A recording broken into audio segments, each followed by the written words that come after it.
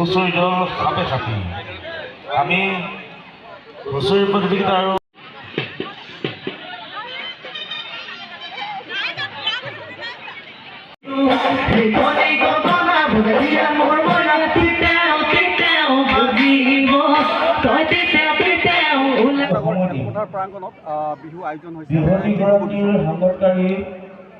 প্ৰতি বছৰৰ দৰে এই বছৰো বৰুৱানগৰ আঞ্চলিক ৰঙালী বিহু সন্মিলনখিনি দুদিনীয়া কাৰ্যসূচীৰে অনুষ্ঠিত কৰা হৈছে।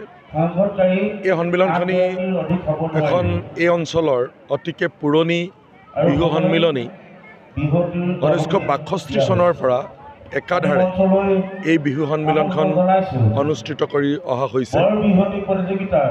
এই বিহু সন্মিলনখনত পূৰ্বতে বহু অসমৰ বিশিষ্ট ব্যক্তিয়ে অংশগ্ৰহণ কৰিছে। অসম সাহিত্য সভাৰ সভাপতি ৰংবং তেৰাং, আমাৰ অতিকে মৰমৰ প্ৰাণৰ শিল্পী জুবিন গাৰ্গ, আটাইবিলাক মানুহেই এই বিহু সন্মিলনখনত অংশগ্ৰহণ কৰিছে। আজিও সন্ধিয়া বঁটা বিতৰণী আৰু মুকলি সভা অনুষ্ঠিত কৰা হৈছে।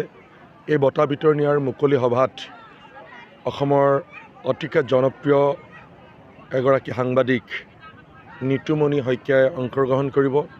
দুগৰাকী যুৱ বক্তা ছয়দুল ইছলাম আৰু ত্ৰিদীপ ভাগৱতীয়ে অংশগ্ৰহণ কৰিব। আৰু এই বিহু সন্মিলনখনৰ লগত সংগতি ৰাখি প্ৰতি বছৰে আমি এখন স্মৰণিকা প্ৰকাশ কৰি উলিয়াওঁ বসন্তৰ কপৌফুল নামেৰে। সেই স্মৰণিকাখনিও যোৱা 26 বছৰে প্ৰকাশ কৰি উলিওৱা হৈছে। সেই স্মৰণিকাখনিও আজি সন্ধিয়াই উন্মোচন কৰা হ'ব।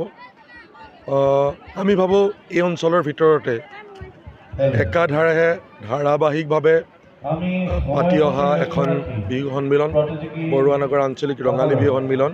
আপোনালোকে দেখিছে যে যোৱাকালি সন্ধিয়াৰ পৰা বিভিন্ন প্ৰতিযোগিতা অনুষ্ঠিত হৈছিল।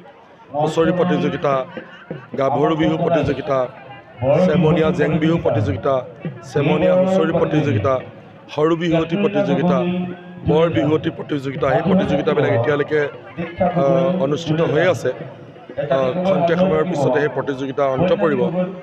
আৰু আজি সন্ধিয়া অসমৰ এগৰাকী জনপ্ৰিয় শিল্পী পাপৰি গগৈয়ে গীত পৰিৱেশন কৰিব।